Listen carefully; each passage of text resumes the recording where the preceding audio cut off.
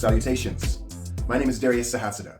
My teammates are Nicholas Castellano and Yao Zhang. Now, running a business with budget constraints and a revolving door of employees is kind of like driving an old broken down car.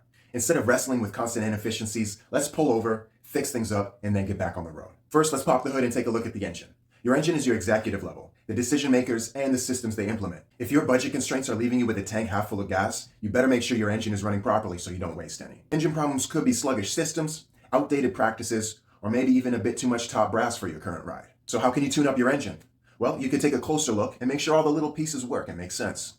Or you could take a look at the engine of other big companies that have faced similar problems in the past. Next up, the tires, employees. Those are the ones on the ground making sure that your business moves forward. Having too few, underskilled, or burnt out employees is like driving with flat tires. The power from the engine just won't make it to the road. So what do you do if your employees are losing air?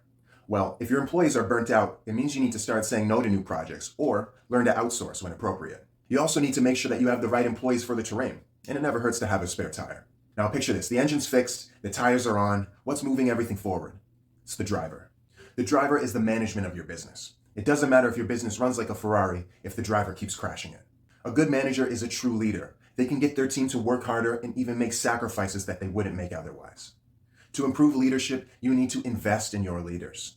Never cut corners with leadership. Make sure that they have the resources and the space appropriate to support their team. If salary increases aren't an option, consider things like profit sharing or commissions, so your leaders can be properly compensated for their valuable contributions.